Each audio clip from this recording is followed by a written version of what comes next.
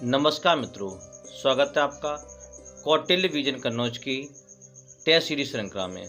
ये test series GK से संबंधित है, जिसमें सभी विषयों के कुछ महत्वपूर्ण क्वेश्चनों को लिया गया है। अगर अभी तक आपने हमारे चैनल को सब्सक्राइब नहीं किया है तो इसे तुरंत सब्सक्राइब कर लें और साथ ही साथ बेल आइकन को भी दबा दें, ताकि हमारे द्वारा प्रत्येक वीडियो का नोटिफिकेशन आपको सबसे पहले मिल सके। देखते हैं आज का पहला क्वेश्चन। आज का पहला क्वेश्चन है, महात्मा बुद्ध के बचपन का नाम क्या था? इसका सही आंसर है option number A, Siddharth. Mahatma Buddha के बचपन का नाम सिद्धार्थ था, जबकि महात्मा बुद्ध ने जब ज्ञान को प्राप्त कर लिया था तो उन्हें शाक्य मुनि के नाम से जाना गया था। क्योंकि वो शाक्य कुल के थे, इसलिए उन्हें शाक्य मुनि कहा गया था। उनके पिताजी का नाम शुद्धोधन तथा उनके एक पुत्र था जिसका नाम राहुल था। इस प्रकार इस क्वेश्चन का आंसर हो जाएगा option number A, Mahatma Buddha के बचपन का नाम सिद्धार्थ था। देखते हैं नेक्स्ट क्वेश्चन। नेक्स्ट क्वेश्चन है, महावीर स्वामी जी का जन्म कब हुआ था?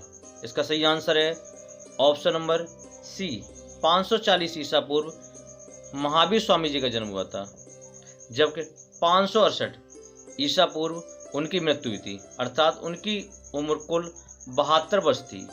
अगर हम महात्मा बुद्ध की बात करें तो महात्मा बुद्ध का जन्म 563 ईसा पूर्व तथा उनकी मृत्यु 483 ईसा पूर्व हुई थी।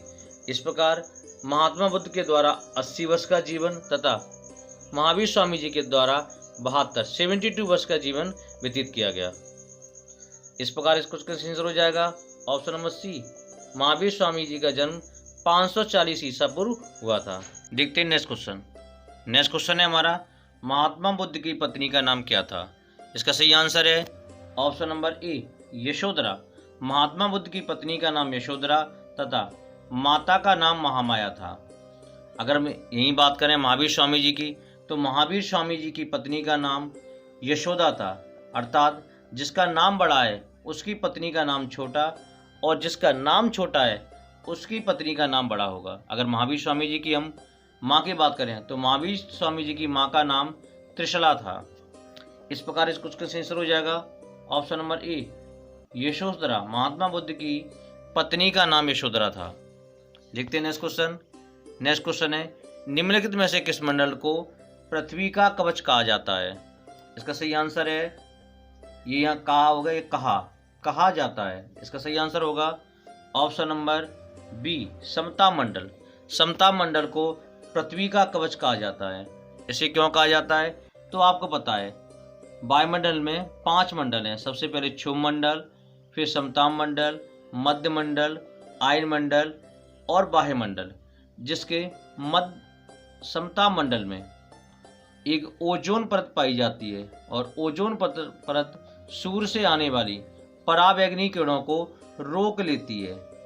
अर्थात जो सूर्य से पराबैंगनी किरणें आ रही हैं जो मानव के लिए बहुत हानिकारक है, उसे ये ओजोन परत रोक लेती है, जिस कारण से इसे रक्षा कवच या इस मंडल को पृथ्वी का कवच कहा जाता है। इस प्रकार इस क्वेश्चन का आंसर हो जाएगा ऑप्शन नंबर बी, समता मंडल को पृथ्वी का कवच कहा जाता है। देखते हैं नेक्स्ट क्वेश्चन। नेक्स्ट क्वेश्चन है हमारा, निम्नलिखित में से किस वंश को पितृहंत्या नाम की संज्ञा दी गई है? इसका सही आंसर है ऑप्शन नंबर सी, हर्यक वंश। हर्यक वंश को पितृहंता नाम की संज्ञा दी गई है। क्यों दी गई है तो हर्यक वंश का जो संस्थापक थे वो बिंबिसार थे। बिंबिसार और बिंबिसार की हत्या कर उनका पुत्र अजातशत्रु गद्दी पर बैठा था तथा अजातशत्रु की हत्या कर उसका पुत्र उदयन गद्दी पर बैठा था। इस प्रकार इस वंश को ने जितने भी शासक आए उन्होंने अपने पिता की हत्या कर अपनी गद्दी को हासिल किया, इसलिए इस वंश को पितृहंसा वंश की संज्ञा दी गई है। देखते हैं नेक्स्ट क्वेश्चन। नेक्स्ट क्वेश्चन है, पंचामृत में कौन सा समास है? इसका सही आंसर है ऑप्शन नंबर सी, द्विग समास। जिस भी शब्द का पहला अक्षर संख्यावाचक होता है वह समास हमारा द्विग समास के अंतर्गत आता है। पंचामृत में पंच का मतलब 5 है, इसलिए इसे द्विग समास कहा जाएगा। अगर द्वंद्व समास की बात करें तो इसमें अपोजिट गुण वाले जाते हैं, जैसे ऊपर नीचे, पुण्य पाप। ऐसे समास को द्वंद्व समास कहा जाता है। और अव्ययी समास में पहला अक्षर अर्थात पहला भाग उसका अव्यय होता है और तत्पुरुष समास में सभी व्यक्तियां आती हैं। इस प्रकार इस कुछ का आंसर हो जाएगा ऑप्शन नंबर सी, पंचामृत में द्विगु समास होगा। देखते हैं नेक्स्ट क्वेश्चन। नेक्स्ट क्वेश्चन है कंप्यूटर का दिमाग अर्थात ब्रेन ऑफ कंप्यूटर किसे कहा जाता है? इसका सही आंसर है ऑप्शन नंबर डी, सीपीयू अर्थात सेंट्रल प्रोसेसिंग यूनिट को कंप्यूटर का ब्रेन या कंप्यूटर का दिमाग कहा जाता है। अगर हम माउस की बात करें तो माउस एक इनपुट डिवाइस है, जबकि मॉनिटर एक आउटपुट डिवाइस है और हार्ड डिस्क एक स्टोरेज डिवाइस है। इस प्रकार इस क्वेश्चन का आंसर हो जाएगा ऑप्शन नंबर सी, सीपीयू अर्थात सेंट्रल प्रोसेसिंग यूनिट को कंप्यूटर का दिमाग कहा जाता है। देखते हैं नेक्स्ट क्वेश्चन। नेक्स्ट क्वेश्चन है माई एक्सपेरिमेंट विद ट्रुथ नामक पुस्तक के लेखक कौन है? इसका सही आंसर है option number B, Mahatma Gandhi ji. Mahatma Gandhi ji के द्वारा लिखी गई पुस्तक माई एक्सपेरिमेंट विद ट्रुथ।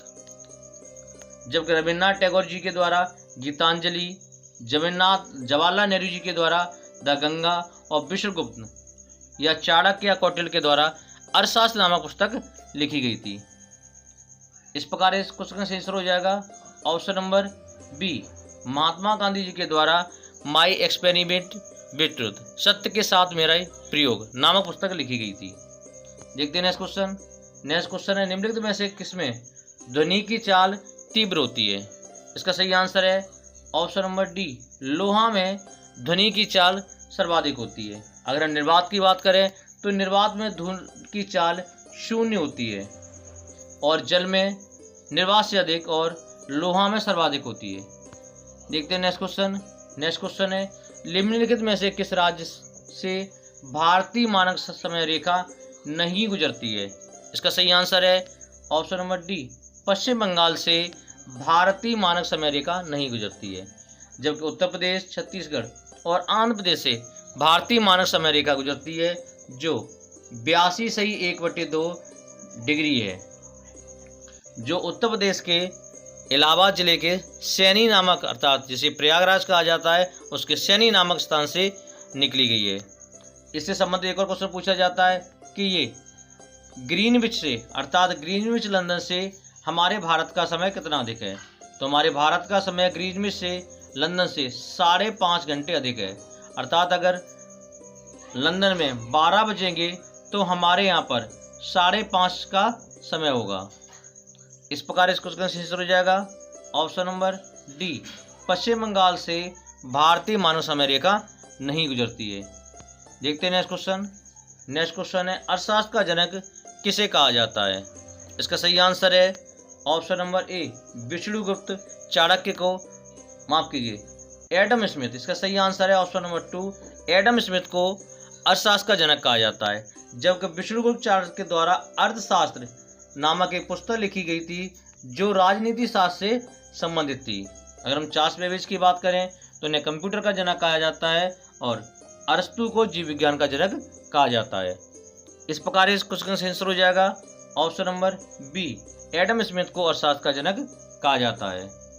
देखते हैं नेक्स्ट क्वेश्चन। नेक्स्ट क्वेश्चन है निम्नलिखित में से किसे दक्षिण गंगा के नाम से जाना जाता है? इसका सही आंसर है ऑप्शन नंबर डी, गोदावरी नदी को दक्षिण गंगा के नाम से जाना जाता है। यह दक्षिण की सबसे बड़ी नदी भी है।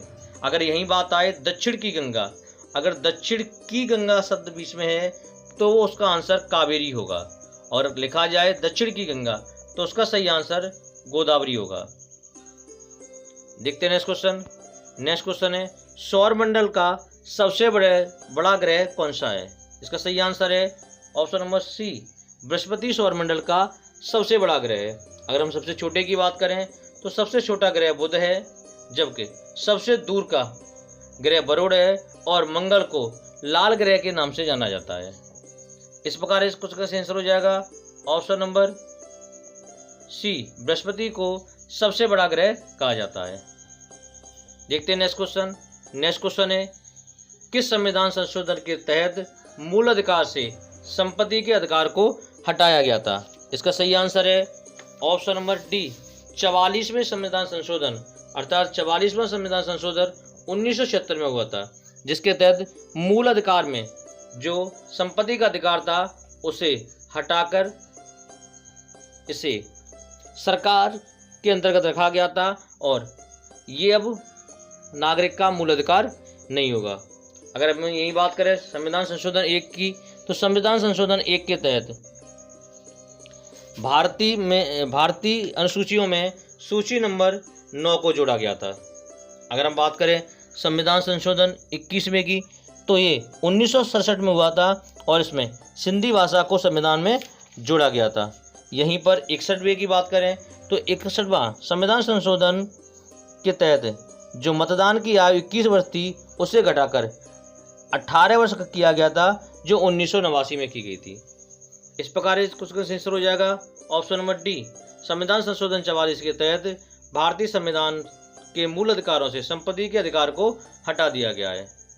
देखते हैं नेक्स्ट क्वेश्चन जो पिछले वीडियो से पूछा गया था। अधिकतर मित्रों ने इसका सही जवाब दिया है। कमेंट्स करने वाले सभी मित्रों को कौटिल्य विजन करने की ओर से बहुत बहुत धन्यवाद। क्वेश्चन था निम्नलिखित में से किस संस्था का मुख्यालय जेनेवा स्विट्जरलैंड में है? इसका सही आंसर है ऑप्शन नंबर डी WHO अर्थात वर्ल्ड हेल्थ ऑर्गेनाइजेशन का मुख्यालय जेनेवा स्विट्जरलैंड में है। अगर हम IMF की बात करें तो IMF का मुख्यालय वाशिंगटन DC में है और IMO का मुख्यालय लंदन ब्रिटेन में है तथा यूनिसेफ का मुख्यालय पेरिस फ्रांस में है।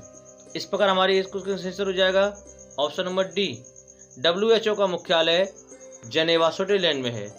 आज के लिए आप लिए क्वेश्चन है जिसका आंसर आपको कमेंट बॉक्स में देना है। क्वेश्चन है निम्नलिखित में से कौन सी नदी कर्क रेखा को 2 बार काटती है? आज का वीडियो से यहीं तक रखते हैं। आपको इस क्वेश्चन का आंसर कमेंट बॉक्स में डिटेल में देना है।